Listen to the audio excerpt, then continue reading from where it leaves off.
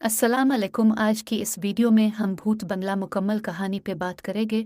और इससे पहले कि हम वीडियो शुरू करें, आप इस सब्सक्राइब बटन को दबाएं और नोटिफिकेशन को ऑन करें ताकि आप हमारी किसी भी नई वीडियो से महरूम ना हों। भूत बंगला उस शादी होकर जिस घर में आए, ये घर कम जिन्नात का मस्कन ज्यादा लगता था। हवेली टाइप ये घर, जिसमें 2 पोर्शन थे और उसके ऊपर छत। दोनों पोर्शन में तकरीबन 5-5 कमरे थे। घर के आगे बड़ा सा लान जो कि हरियाली और दरख्तों से भरपूर था और काफ़ी खूबसूरत लगता था, लेकिन रात के वक्त ये बहुत खौफ दिलाता था।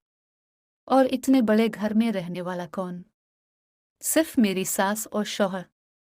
और अब तीसरा फर्द में। इस घर को मैंने जिन्नात का मस्कन इसलिए कहा कि सन्नाटा यहाँ दिन के वक्त भी रात जैसा होता था। भूत बंगला। सास मेरी कम गो थी, कमरा बंद करके अपनी इबादत तस्बीहात में लगी रहती। शौहर ऑफिस होते। मैं इस घर में अकेली भला क्या शोर मचाती। काम वाली आती थी, काम कर जाती। खाना पकाने वाली भी आती थी, मगर मैंने इसे हटा दिया।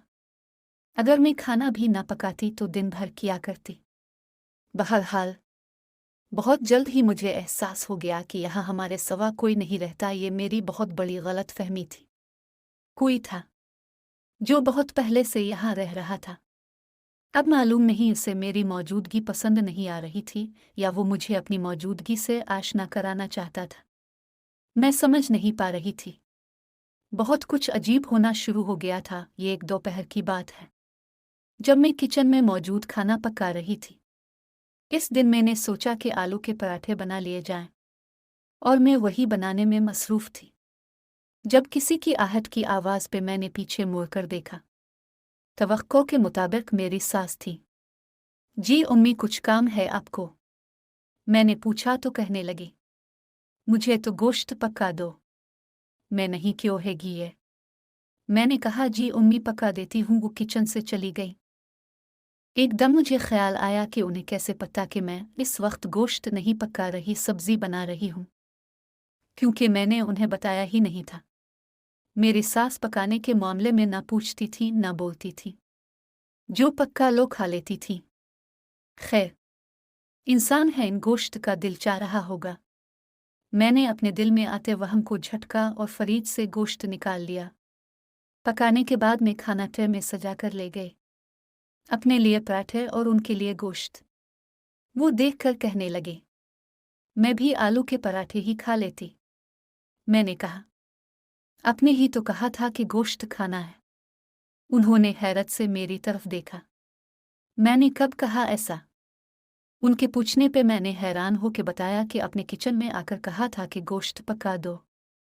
वो मुस्कुराने लगी और बोले, ये गोश्त की प्लेट ऊपरी मंजिल की सीढ़ियों में रख आओ। मैंने सवाल करना चाहा तो उन्होंने मुंह पे उंगली रखकर खामोश करा दिया।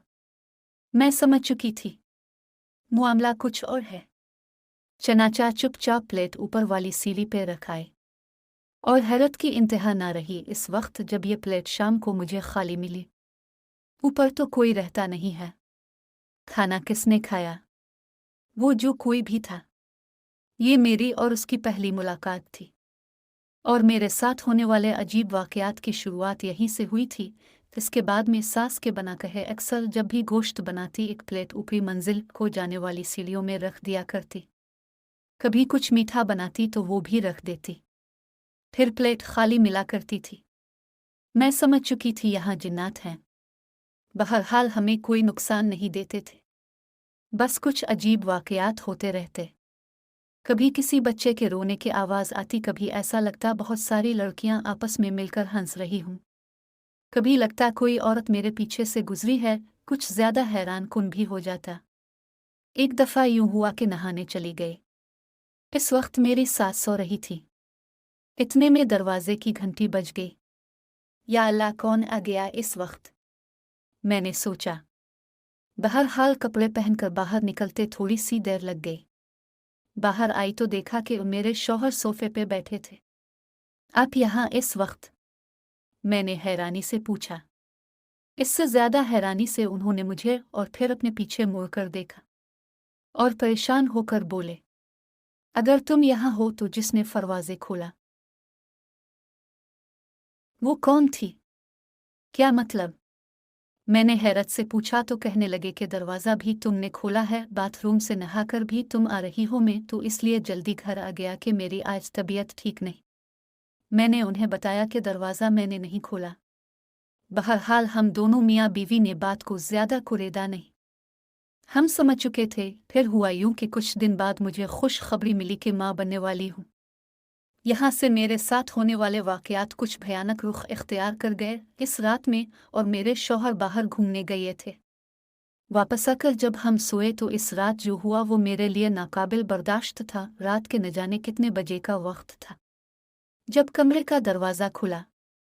एक औरत जो कद में लंबी और जसामत में अच्छी खासी चौड़ी थी, सियाह लिबास में अंदर दाखिल हुई।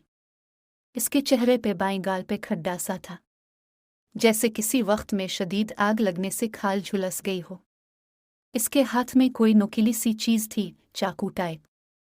वो बेड पे मेरे पास आके खड़ी हो गई। मैं इसे देख रही थी, और ऐसे कि मेरा सारा जिस्म सुन्न हो चुका था। मैं सिर्फ अपनी आंखों को हरकत दे सकती थी, और आंखें फाड़े उसे देख रही थी। इस औरत में से बड़ी गंदी बदबू उठ रही थी। इसने हाथ बढ़ाकर वो नुकीली चीज़ मेरे दिल पे रख दी, और फिर वो इसे चलाती हुई मेरे पेट तक ले आए। फिर उसने हाथ हुआ में ऐसे उठाया कि जैसे वो चीज़ मेरे पेट में घूंप देगी। जैसे ही इसकी नुकीली चीज़ जो कि चाकू टाइप थी मेरे पेट तक आए, मैंने ज़ोरदार चीख मारी और उठ बैठी। मैं पसीने में शराबूर हो रही थी। मेरी आंख अपनी ही चीख से खुली थी। मेरे शौहर बेखबर सो रहे थे। क्या वो मेरा ख्वाब था? मैंने सोचा, मगर नहीं, ये ख्वाब नहीं था, क्योंकि कमरे का उदय खुला दरवाज़ा जो कि मैं रात को लाक करके सोई थी, और कमरे में फैली शदीद नागवार बो इस बात की गवाही दे रही थी जो कुछ हुआ वो महज ख्वाब नहीं था। जैसे तैसे रात गुजारी। सुबह रात वाले वाक़ये का जिक्र शौहर से किया तो वो भी कुछ परेशान हो गए। कहने लगे कि ये बात तुम उम्मी को बता दो। दोपहर को जब मैं खाना लेकर सास के पास बैठी तो मैंने उन्हें सारी बात बताई। मेरी सास ने कहा कि रात को मेरे पास आना, मैं देखती हूँ कि क्या मसला है। इतना तो मैं जानती हूँ कि इस घर में रहने वाला जिन्नात का कबीला एक अरसे से इस घर में रह रहा है, और वो नुकसान पहुँचाने वाला नहीं। ये मेरे लिए नया इंकिशाफ था कि मेरी सास कुछ न कुछ अमलियात का इल्म जानती थी, और इस घर में कोई एक आध जिन नहीं बल्कि बाकायदा पूरा कबीला जिन्नात का रहता है, जिनमें हर उम्र के जिन्नात मौजूद हैं। बच्चे, बूढ़े, जवान, औरतें, और उनका सरदार भी है। खैर मैंने जैसे तैसे दिन गुजारा। भूत बंगला। रात को अपनी सास के पास गई तो वो पूछने लगे कि तुम कल रात कहाँ गई थी। मैंने कहा कि हम रेस्टोरेंट गए थे और वहाँ से वापसी पे एक फैमिली पार्क में चले गए थे। कहने लगे कि इस फैमिली पार्क से एक खबीस औरत तुम्हारे पीछे लगकर इस घर में आ गई है, और उसे तुमसे नहीं तुम्हारे बच्चे से गरज है। वो उसे मार के ले जाना चाहती है। ये सब सुनकर मैं रोने को आ गई। वो कहने लगी, परेशान ना हो, जब तक मैं हूं तुम्हें कुछ नहीं होगा। उन्होंने कुछ पढ़ाई करके मेरे ऊपर थूक दी और कहा कि हर वक्त अपने गिर्द कुरानी आयत का विर्द करके हिसार बांध के रखा करो जब तक ये बच्चा इस दुनिया में नहीं आ जाता। इसके बाद भी कोई बंदोबस्त कर लेंगे। खैर मैं वहां से आ गई, मगर बहुत डरी हुई थी। फिर इसके बाद कुछ ना हुआ।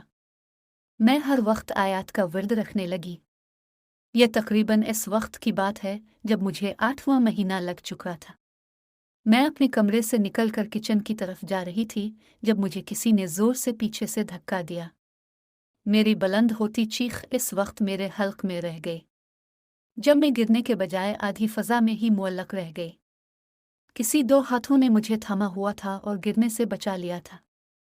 मैं वहीं बैठ गई। मेरे दिल की धड़कन बेकाबू हो रही थी। मैं गहरे गहरे सांस लेने लगी जब पीछे से किसी ने मेरे सर पे हाथ रखा।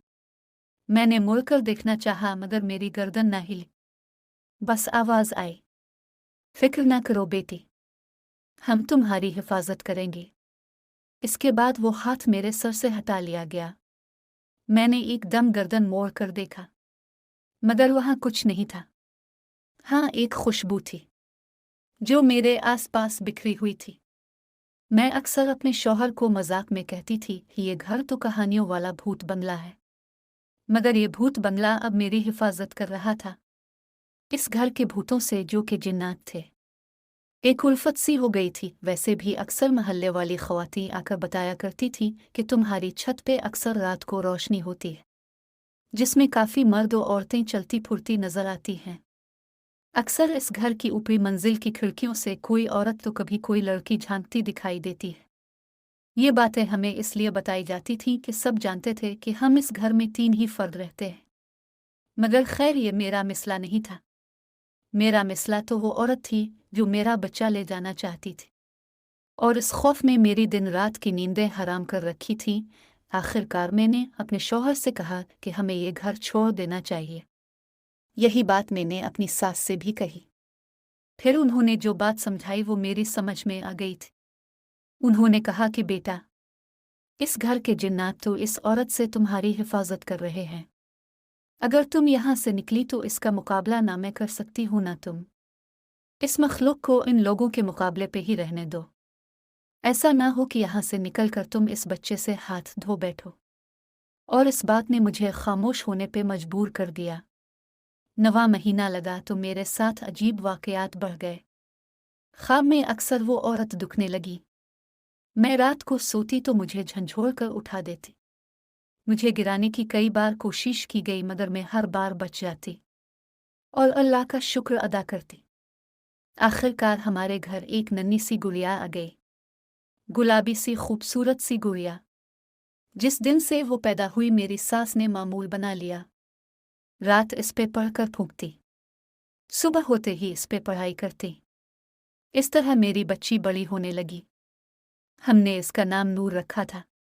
नूर अक्सर लेटे लेटे हंसा करती थी। मैंने ध्यान ना दिया। बच्चे ऐसे हंसते ही हैं।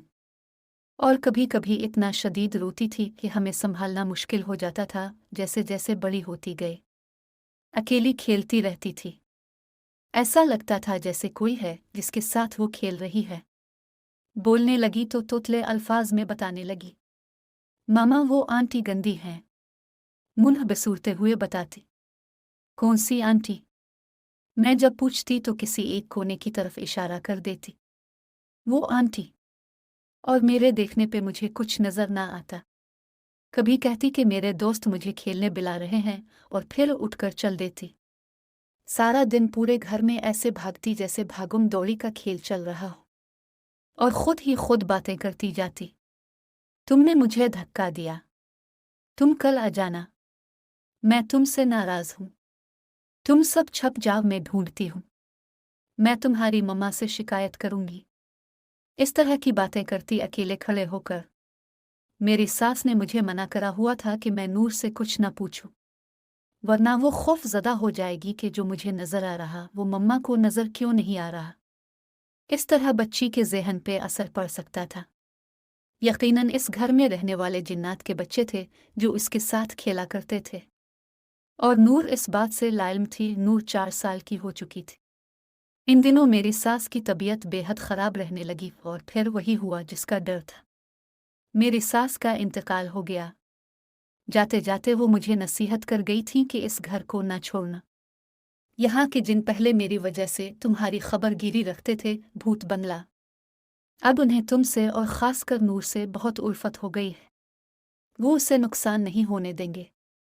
मेरी सास के इंतकाल के बाद कितने ही दिन तक घर में महसूस होने वाली जिन्नात की मौजूदगी बिल्कुल महसूस न हुई। ऐसा लगता था जैसे वो भी उदास गुमसिम हो गए हैं। मैं खुद बहुत उदास थे। इस सब पर यह कि मेरी नूर पे सुबह शाम पढ़ाई करके हिसार खींचने वाला कोई ना रहा था। मैं खुद ही आयत अल कुर्सी पढ़कर दम कर दिया करती थी, मगर माँ थी ना। एक खौफ था जो हर वक्त दामनगीर रहता था। भूत बंगला अजीब जगह थी।